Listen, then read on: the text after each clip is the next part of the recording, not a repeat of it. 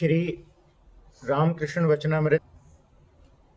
श्री रामकृष्ण देव कहते हैं कि जितने भी धर्म हैं सभी धर्मों से आत्मज्ञान का अनुभव किया जा सकता है। सभी धर्म ज्ञान प्राप्ति के मार्ग में सहायक हैं। इनमें आपस में किसी में भी मतभेद नहीं है। किसी में भी किसी भी प्रकार का मतभेद नहीं है। तो रामकृष्ण देव इस बारे में उन्होंने बताया है कि सभी धर्मों का जो सार है वो एक ही है। और यदि इस बात को देखा जाए तो बुद्ध के जीवन में भी इसी प्रकार की घटना है, अर्थात सभी आदमी अद्वितीय हैं, सभी व्यक्ति अद्वितीय हैं और सभी के मार्ग अलग अलग हो सकते हैं, लेकिन मेन बात है कि ज्ञान प्राप्ति होनी चाहिए। बुद्ध के जीवन में प्रसंग आता है कि जब वे ज्ञान प्राप्ति के लिए घर से निकले तो वे ज्ञान प्राप्ति के लिए जब गए तो उनके मार्ग में काफी रुकावटें आई और बहुत कुछ ऐसा रहा उनके जीवन में कि जिस समय वे ज्ञान प्राप्ति के लिए इधर उधर सभी गुरुओं के पास जा रहे थे और भारतवर्ष में उन्होंने सभी गुरुओं से कुछ न कुछ सीखा और जो गुरु कहते थे वे उसी समय वो वही करते थे और जो कुछ कहा पूरे तरीके से पूरे तल्लीनता के साथ करते थे। तो लेकिन उन्हें कुछ भी नहीं मिल रहा था। ये उन्हें बहुत बड़ी परेशानी इस बात से महसूस हुई। उन्हें लगा कि क्या किया जाए।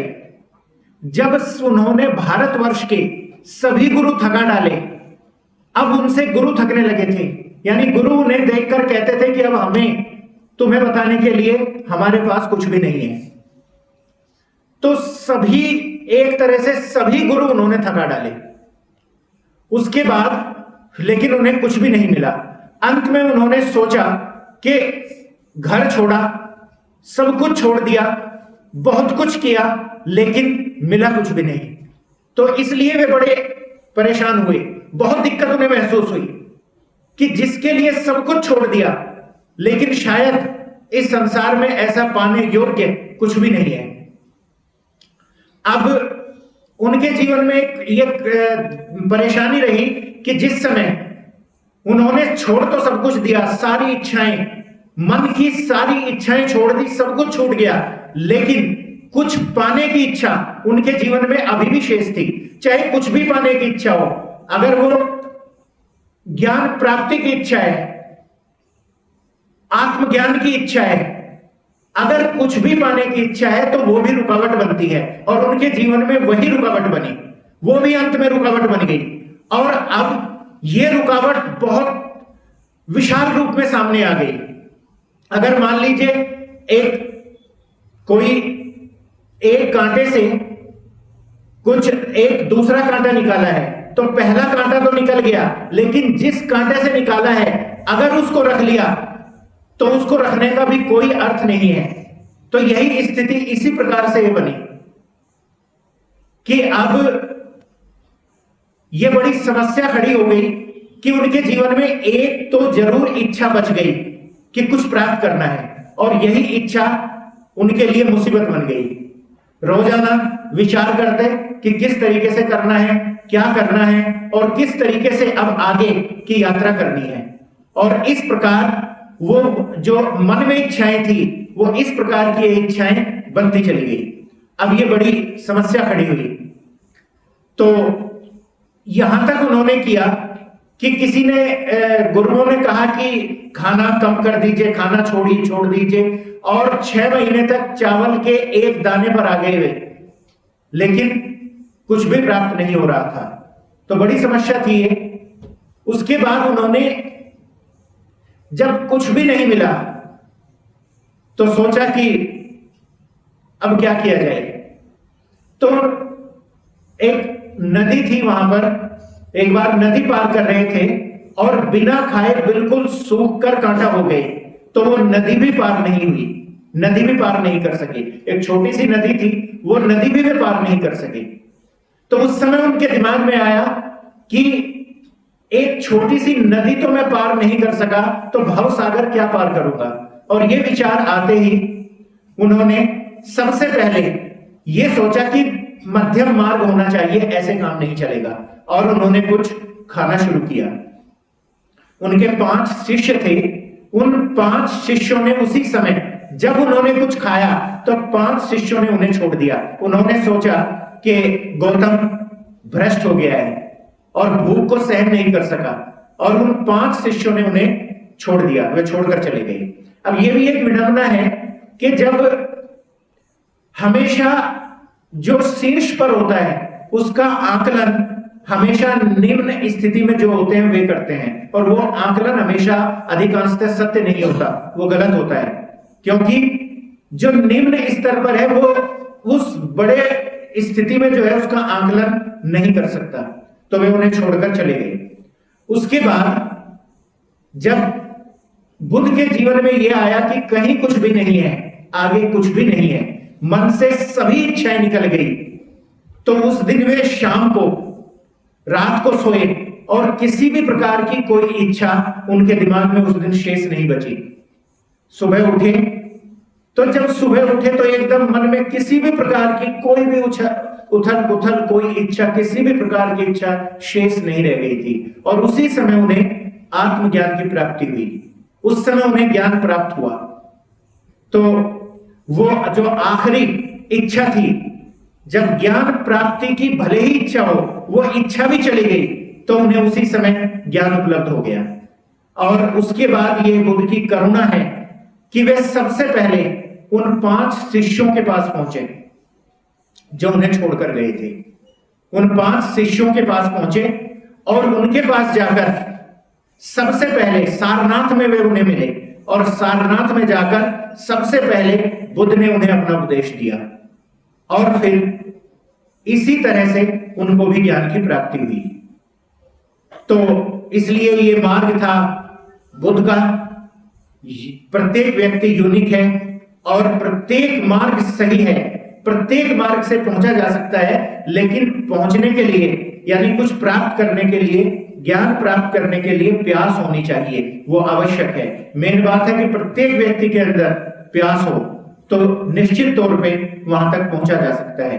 जिस प्रकार की प्यास बुद्ध के अंदर थी या जिन्होंने ये ज्ञान प्राप्त किया है उनके अंदर थी, तो तब ये ज्ञान प्राप्ति तक पहुंचा जाता है। इसलिए मार्ग में कभी विवाद नहीं होना चाहिए।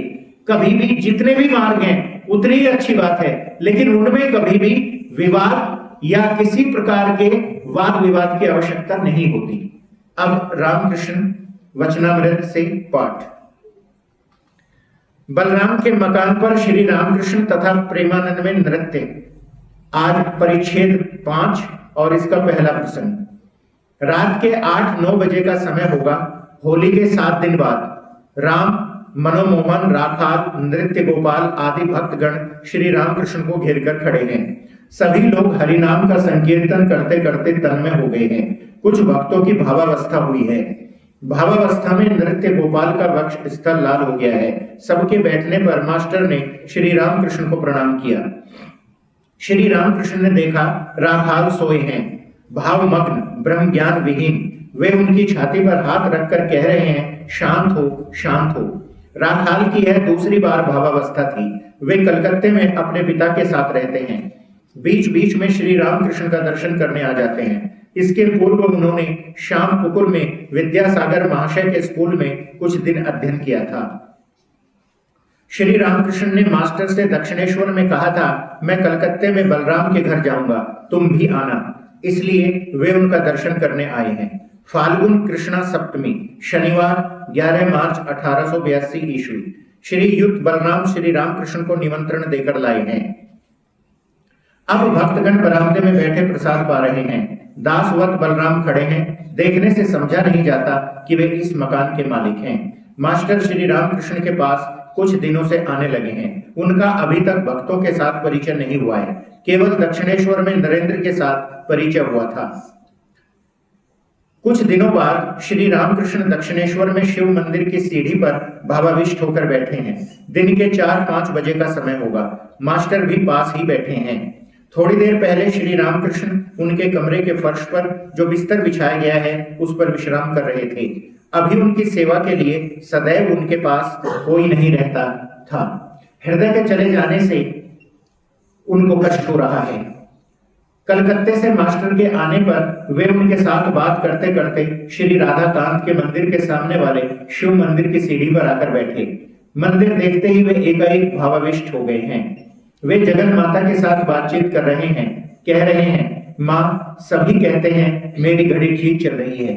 ईसाई, हिंदू, मुसलमान सभी कहते हैं मेरा धर्म ठीक है, परंतु माँ, किसी की भी तो घड़ी ठीक नहीं चल रही है। तुम्हें ठीक ठीक कौन समझ सकेगा?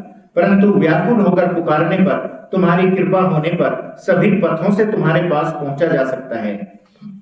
माँ, ईसाई लोग गिरजाघरों में तुम्हें कैसे पुकारते हैं, एक बार दिखा देना। परंतु माँ, भीतर जाने पर लोग क्या कहेंगे? यदि कुछ गड़बड़ हो जाए तो फिर लोग काली मंदिर में यदि न जाने दें तो फिर गिरजाघर के दरवाजे के पास से दिखा देना। एक दूसरे दिन श्री रामकृष्ण अपने कमरे में छोटी खाट पर बैठे हैं। आनंदमयी मूर्ति है। साहस्य वदन श्री युद्ध काली कृष्ण के साथ मास्टर आ पहुंचे। काली कृष्ण जानते न थे कि उनके मित्र उन्हें कहाँ ला रहे हैं। मित्र ने कहा था, कलार की दुकान पर जाओगे तो मेरे साथ आओ, वहां पर एक मट की शराब है। मास्टर ने अपने मित्र से जो कुछ कहा था, प्रणाम करने के बाद श्री रामकृष्ण को सब कह सुनाया। वे सभी हंसने लगे। वे बोले, भजनानंद, ब्रह्मानंद, यह आनंद ही सुरा है, प्रेम की सुरा। मानव जीवन का उद्देश्य है ईश्वर से प्रेम, ईश्वर से प्यार करना। भक्ति ही सार है। ज्ञान विचार करके ईश्वर को जानना बहुत ही कठिन है। यह कहकर श्री रामकृष्ण गाना गाने लगे, जिसका आशय इस प्रकार है। कौन जाने काली कैसी है, सड़ दर्शन उन्हें देख नहीं सकते। इच्छामयी वे अपनी इच्छा के अनुसार घट घट में विराजमान हैं। यह विराट ब्रह्मांड रूपी भांड जो काली के उदर में है, उसे कैसा समझते हो? शिव ने काली का मर्म जैसा समझा, वैसा दूसरा कौन जानता है? योगी सदा सहस्त्रार मूलाधार में मनन करते हैं। काली पदम वन में हंस के साथ हंसी के रूप में रमण करती है। प्रसाद कहता है, लोग हंसते हैं, मेरा मन समझता है पर प्राण नहीं समझता। वामन होकर चंद्रमा पकड़ना चाहता है। श्री रामकृष्ण फिर कहते हैं, ईश्वर से प्यार करना ही जीवन का उद्देश्य है। जिस प्रकार वृंदावन में गोप गोपीगण, राखाल गण श्री कृष्ण से प्यार करते थे, जब श्री कृष्ण मथुरा चले गए, राखाल गण उनके विरह में रो रो कर घूमते थे। इतना कहकर वे ऊपर की ओर ताकते हुए गाना गाने लगे। भावार्थ, एक नए राखाल को देख आया जो नए पेड़ की टहनी पकड़े छोटे बछड़े को गोद में लिए कह रहा है, कहाँ हो रे भाई कन्हैया। फिर कहकर ही रह जाता है, पूरा कन्हैया मुंह से नहीं निकलता। कह रहा है, कहाँ हो रे भाई, और आंखों से आंसू की धाराएं निकल रही हैं। श्री राम कृष्ण का प्रेम भरा गाना सुनकर मास्टर की आंखों में आंसू भर आए। धन्यवाद।